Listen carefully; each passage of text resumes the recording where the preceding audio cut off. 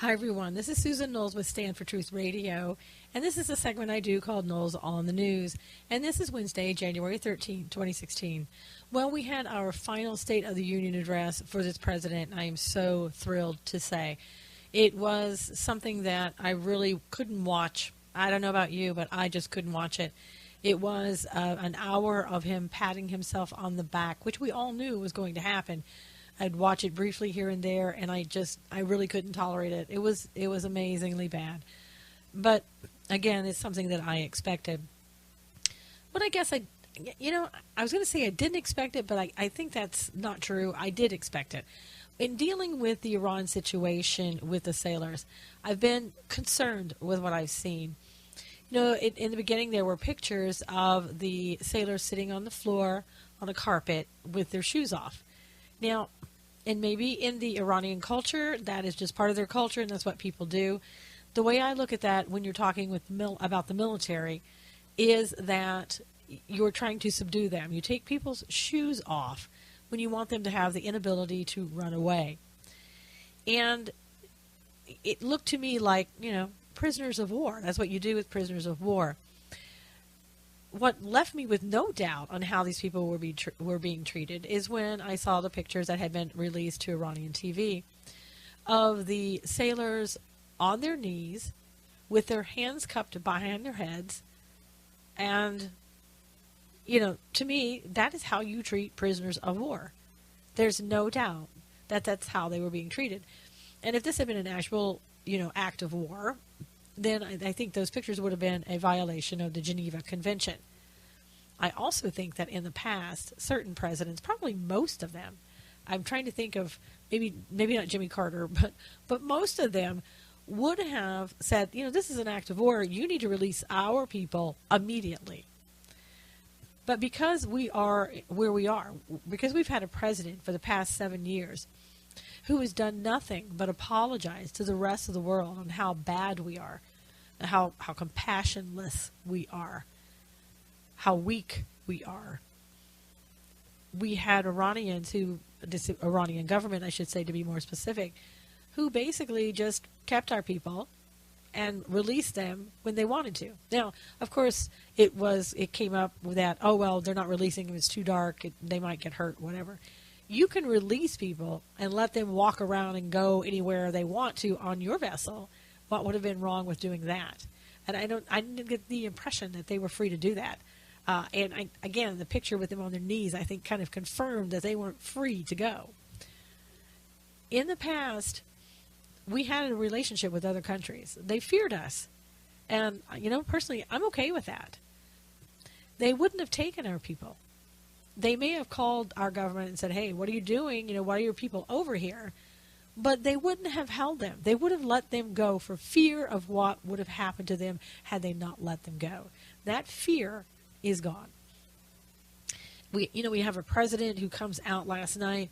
He knew about this. He knew that the Iranians had taken our people, and he said absolutely nothing about it, as if it didn't exist. And the people who, looked at the president for the news or, hadn't seen the news for the day, looking at that, they would have assumed everything was perfectly fine. Nothing at all was going wrong. In fact, the president spent some time just gloating over how much he had done with this Iran nuclear agreement and how he'd made the world a safer place because of it. And that simply wasn't the truth and isn't the truth. And usually with this administration, it isn't the truth ever. He has done nothing but make this country look weak. We are attacked more often with Islamic State, but we don't want to admit it. We want to say it's just workplace violence. It's not really, jihadis coming in here. Come on. We have an issue. And it's made worse by people like Secretary Kerry coming out. Oh, I thank you, Iran, for letting our people go. Thank you, thank you, thank you. Now, you and I both know that Iran is going to use those photos as just propaganda because the Iranian people don't know necessarily what the Iranian government knows. And they could look at those photographs and think, oh, my gosh, we've captured, Americans. And we're holding them prisoner of war. And it makes us look very weak in front of the world. And it's bad timing because coming up, we're set to release those funds. $50 billion right away going to be released to the Iranians under this nuclear agreement. What's to stop, again, this propaganda machine of saying, look at this. Here's our ransom. We got $50 billion to let the Americans go. See how great we are and how bad the Americans are. And I guess, that's bad enough the way the administration handled this. But I had people on social media saying to me, well, you know what?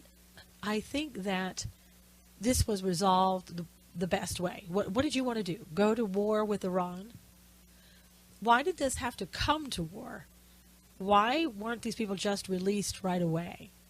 Why do we have to jump from having our people to all of a sudden we're at war? We could have just said, let them go. They let them go. Yeah, we're fine. But that didn't happen right away. And also I had people say, well, I think that basically, I think the Americans just got caught. I think they were going over there to spy. They got caught, and now they're released. We should just let it go. No, we shouldn't just let it go. And even the Iranians who said, there's nothing going on, right? We all know there's nothing going wrong. The Iranians aren't going to hurt us in any way. They were doing an investigation to find out if we were doing something wrong. So you can't tell me that there weren't people who believed that something was going on and they were looking for an excuse to hold our people. It's very disappointing with the president, and it's very disappointing in people who I've talked to in social media who don't support America as they should, I feel, like we used to do in the past. Until next time, this is Susan Knowles for Knowles on the News.